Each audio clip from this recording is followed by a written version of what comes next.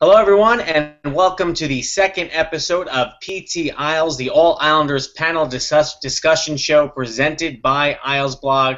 I'm Joe Bono, and with me once again down in Florida, working on his gut reactions as we speak after the Islanders shootout victory over the Pittsburgh Penguins, the maestro of Isles Blog, Mr. Connor Moore. Connor, how you doing, buddy? I'm very happy after that win. Big 2 points. And also with us in her humble abode, the queen of puns, wearing her Islander PJs yet again, Miss Brittany Sider. Britt, how you doing? 2 points in Pittsburgh. What up? So she's doing the yes chant again. So we're going to start off, and you can see on the left-hand side of the screen, again, our rundown with the pun that came from the queen of puns, a big Penguin in Pittsburgh. And Connor, you know, I think what struck me so much about this game is the Islanders score 4 goals. They get 3 goals in a little over a minute there in the first period. And Oposo and Tavares not on the score sheet. Once again, symbolic of the fact of how much depth this Islanders team has offensively this season. What I liked about tonight was normally when the Islanders play the Penguins, everyone talks about keeping up with the team. And I feel like tonight it was a different story. I feel like it was the Penguins trying to keep up with the Islanders, and the Islanders really dictating the game. And it was a nice change of pace for once. And this would have been a bad loss because, I mean, even though you're on the road playing a team at the top of the division in the Penguins, to be up 4-2 after the Nicoletti goal and to give up 2 goals like that back-to-back on the road and have the momentum. But I tell you what, Brittany, this Islander team, they don't have any overtime losses this year. When they get into a shootout situation, when they get into an overtime situation, I know the shootout is a bit of a skills competition, but the Islanders are showing they're at a big advantage over other teams because of what Franz Nielsen could do, and Kyle Oposo's coming up big a couple times this season as well. Yeah, I mean, and it's also a huge display of goaltending. Shootout time comes up, and I mean, you know, Malkin was completely off net, but in general, we have the goaltending now to stand up in a shootout after a long game, which is a great thing. And, you know, Franz Nielsen, man. Franz, I called it right before. I was sitting here with someone. They said, what do you think Franz is going to do? I said, 5-hole fake backhand. Going to get flurry on that 5-hole. And I am like the... That backhand, I mean, he's lethal. You look at these percentages before guys go out for the shootout, and you see Franz Nielsen in the mid-50%, nearly 60% when it comes to the shootout. It's an absolute weapon. Didn't go first because he ended the shift. Fleury actually made a really nice save on Tavares, but then both Nielsen and then Oposo is able to come up big after Johnson makes the big save. Someone actually tweeted me, and I'm not sure if it was combined or equally or separate, but Nielsen and Oposo 7 for 8 in the shootout this year. They've both been great, and these are big points. And whether it was the shootout early in the season against San Jose or obviously the games against the Kings, you know, these points when you're going to be hopefully in the Islander situation where they're going to be battling for playoff position or battling for the Metropolitan Division, when you look back at the end of the year, you know, these points that a year ago they were losing in overtime or shootouts, they're winning big, and now they have an opportunity to at least get into a tie with 2 points over the Penguins in what should be a great crowd at the Coliseum Saturday night. I know the midweek crowds have been 12, 13,000. Let's hope it's 15,000, maybe even 16,000 for Saturday night after this momentum. Especially with the Thanksgiving week coming up, I think a lot of people are going to turn out, and we got Halak tomorrow night against the Penguins' backup goalie. I think this is a really good matchup to pull 4 points out of a home-at-home against the Penguins would just be phenomenal. We would all, I mean, Islanders fans would just go crazy over that. It would be so much fun. I'm expecting it to be like a playoff atmosphere tomorrow night. I'm not expecting anything less. Now, a big story leading up into today's game was the constant reshuffling of the lines. And this team continues to put up points, continues to score goals, despite the fact that their lines are changing seemingly every single practice. Now, during Tuesday night's game, the 5-2 win at home over the Lightning, Jack Capuano, for the first time, broke up the Islanders' top line, their great twosome of John Tavares and Kyle Oposo, causing our very own Brittany Sider to compare them and their situation to one of America's favorite TV couples. We were on a break. We were on a break. We were on a break. We were on a break. We really were on a break. We were on So, Brittany, are they on a break, or will Tavares and Oposo end up together when the season is over? Will they be back together once again? Is this just a temporary thing where they're going to be on two separate lines? Your thoughts? I fully expect to see Opozo running to that airport to try and stop John Tavares from going to France. Fully expect. Sorry for all you friends who are like 10 years behind on that. I just spoiled it for you. But, listen, I've been pretty vocal on Twitter about this over the past couple of days. I don't see Opozo on the second line as a demotion. Both Tavares and Opozo have 18 points in 19 games. They're no slouches. I don't think either one has been playing better than the other, but I don't think there's any doubt that in the first 17 games of the season, we've seen a lack of chemistry between the two. And that's chemistry that we've seen over the past couple of years, and I think it's concerning. And we're almost a quarter way through the season now. If Capuano doesn't do anything about it now, when would he do anything about it? And, fans on Twitter who are getting really upset about, Capuano making this move and splitting them up and giving giving Brock and Nielsen and Gravel the opportunity to play with Opozo and Tavares. I don't see it as a demotion for anybody. I see it as an opportunity for, Opozo to try and formulate some chemistry with other really talented guys. That's what depth is. And listen, to do that. Whether it's because of injury or other reasons, things are going to happen for everyone's top line. We saw Blake Como on the top line for Pittsburgh tonight. The ex-Islander even getting a goal. You knew that was so things are going to happen throughout the course of the season. Things are going to be mixed and matched. And for the time being, the last couple of days. Now listen, people that are against them being broken apart, Connor, are going to look to tonight's game and say, well, neither one of them recorded any points in a game where the team scored 4 goals. So it'll be interesting to see whether or not, with back-to-back games, Capuano goes back to what he came out and started the game with tonight, or if he returns back and puts them back together. I wouldn't be surprised to see him keep them apart starting tomorrow night. To piggyback off of what Britt said, I think this is more a move just to kind of light a fire under them, and not something that's going to stay. They're going to stay apart for a long period of time. Capuano's just lucky enough to have the depth and the scorers behind him that you can keep them apart, and it's not going to change too much. Just put up 4 goals against the Penguins starter. Okposo Tavares weren't even on the score sheet, so it's temporary, and it's not going to affect too much in the long run. Yeah, Islanders getting scoring from everyone. Matt Martin with his first goal of the game, unassisted. I thought he was going to get the Gordie Howe hat trick. He had the goal, he had the fight, the assist didn't come. Casey Cizikas has played 2 very, very strong games. So speaking of the Islander depth, one of the questions that's most asked on Isles Twitter, and anytime anyone's on a guest on our podcast, or you just hear Arthur Staple or other writers, people are always asking, what happens when Michael Grabner comes back? People have been waiting for it. So, Connor, we'll start with you. What should the roster move be, and what do you think will be the roster move when Michael Grabner comes back into this lineup? It's an extremely tough call. A lot of people want Bailey to be taken out. A lot of people want Martin. A lot of people even think Lee should be taken out. If I was Jack Capuano, I'd have to throw Lee to the dogs and send him back down to Bridgeport. Wow. It's a forced hand, really. It's not something that Lee deserves to be sent back down, but it's more of keeping Martin in the lineup because of the grit, and just it's a forced hand is what it is. It's not an easy decision to make.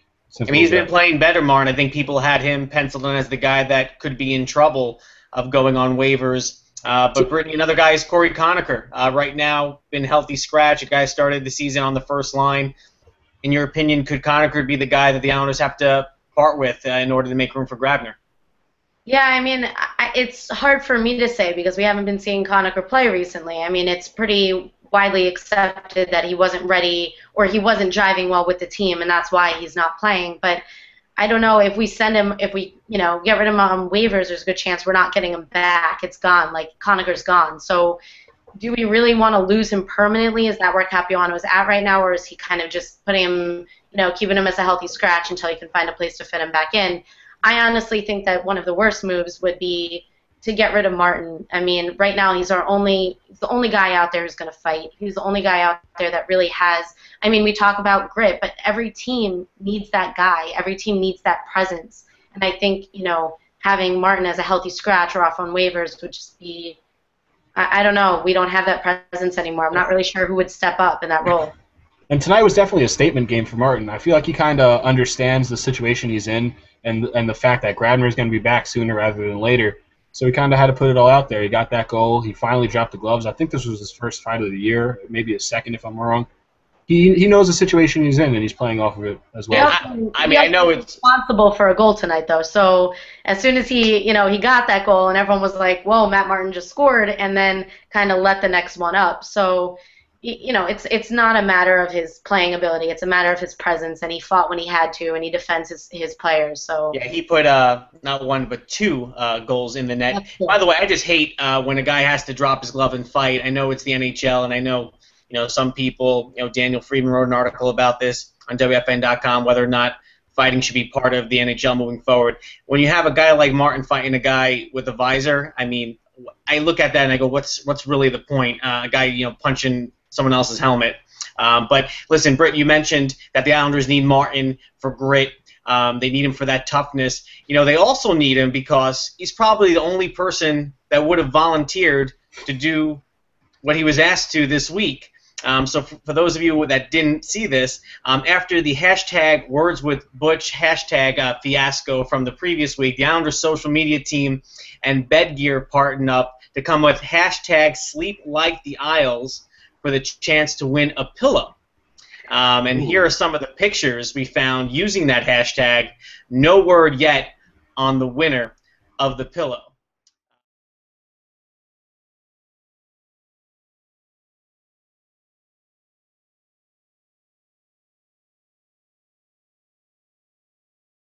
So, Brittany, I'll start with you.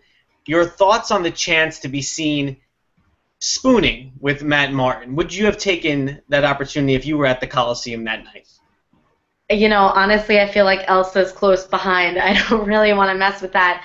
I mean, I've seen okay, I'll admit, I teach second grade. I've seen Frozen before. And she has that freezing hand. I don't know what it is, but I have a feeling that if I tried to even take a Photoshop myself in there, I'd get some Elsa power on me. I don't know. Elsa's always nearby. I don't know if I really want to mess with that. I mean, the pictures we showed, Connor, they were mostly guys that were taking the photo with Matt Martin, and some of them were getting quite cozy with him. Me if I would cuddle. That's a different question. Well, we should. Well, Connor, hold on. We should ask Brittany. Are you a cuddler? Are you a spooner? Big spoon, little spoon? What's the sleeping preferences?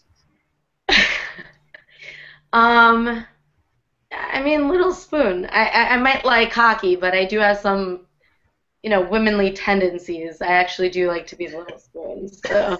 I don't know if people want to know what Connor likes. And beer and hockey, but I like being a little spoon.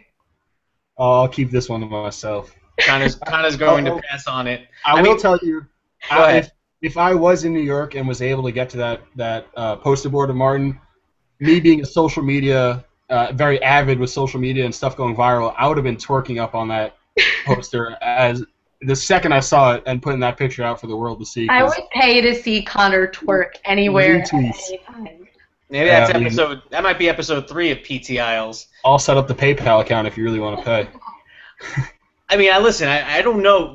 Now, Butch never actually used a word from hashtag Words with Butch, so I do hope someone actually won a pillow. So if you're watching this and you actually know, or maybe you're watching this and you won the pillow, send us a photo. Tweet us at IslesBlog and let us know what that pillow was and whether or not which was the photo that actually won the pillow with Matt Martin. He was barefoot in it too, which made me laugh. I mean, I guess you would expect a person to be barefoot in the bed, but it was just to me funny that he had to take his shoes off for it and everything. Although his hair looked as good as ever, even he had no bedhead whatsoever.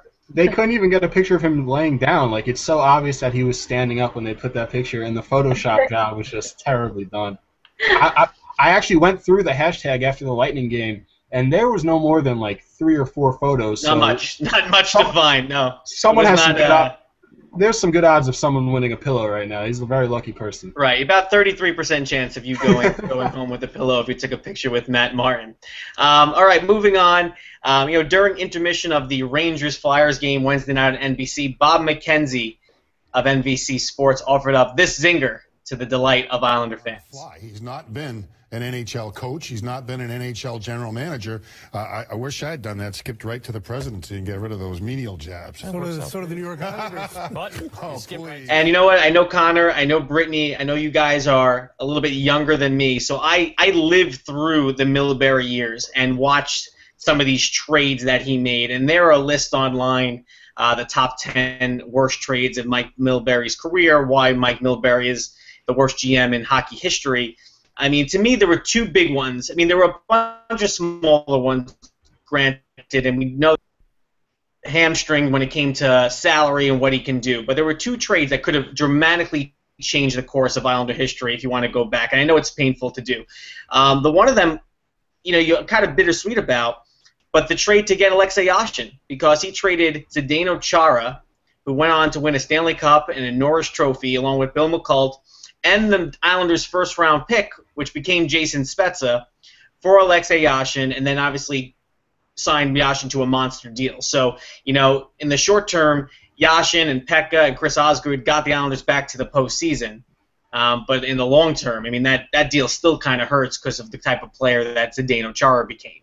And I think Alexei Yashin, although had some good years with the Islanders, he never really was the player he was in Ottawa. Are we still paying Yashin? Is this? I feel like this is his last year. If not last year was his last year. Yeah. Was that it? Yeah, I'm not sure when the buyout money ended. You have to check that. I'm not sure if it's one more year or not. If he's still on the books. I mean, for a while there, he was the highest paid player, and he wasn't even playing for the Islanders. Now, the second trade is with a current sports talk show host who will be making his debut on Hockey Night Live on Saturday night on MSG, and that's Rick DiPietro. Now, DiPietro wasn't involved in the trade per se, but at the same time, he was the reason. The Islanders had drafted Luongo 4th overall, and for whatever reason, they wanted to move away from him, traded him, and Ole Kavashi, who turned out to be traded him, and Ole Jokinen, who turned out to be a really good player for Mark Parrish and Ole Kavashi, and then draft DiPietro. So you can understand those two trades pretty much could have radically changed Islander history. If they would have just stayed with Luongo, they could have drafted Danny Heatley, could have drafted Marian Gaborik, kept Jokinen, would have had Luongo in net with Zdeno Chara on the blue line. So good to see Bob McKenzie putting Mike Milbury back in line a little bit the other night to the delight of Islander fans. We will finish up our segment. So the Hunger Games Mockingjay Part 1 premiering this week. And the question I like to pose to the two of you, we'll start with Brittany, is if you had to choose any Islander to represent your district to be your tribute in a fight to the death, who would it be? Who's your Islander pick for the Hunger Games? My first pick, as me being me, was actually my buddy. Call him Silver Fox. He's got the eyes, and I think he could probably just stare down all the women, and they would pretty much give themselves up for him. I mean, I probably would do the same. Wait, were you going with Lubo, or that was your first thought? I'm not going with Lubo. That was my original thought, but then I didn't know how to get the guys. I mean, I'm not sure how that would work out. I am officially going with Travis Hamonic. Okay. He could win over anybody and everybody, and I would just ally myself with him. And, I'd probably have to do the backstabbing, but everybody would probably trust him and love him to death, and we would just get lots of food and shelter, and then I would have to backstab them and, get some weird whatever axe that I found somewhere and stab him in the back, so it's fine, whatever. All right, so Brittany's going to go with Travis Hamonic, partly because she thinks she'll get the sentiment of the public, and they'll be rooting them on as a couple to go on and win. Connor, who would you be your selection for the NHL Hunger Games? Who would be your Islander representative?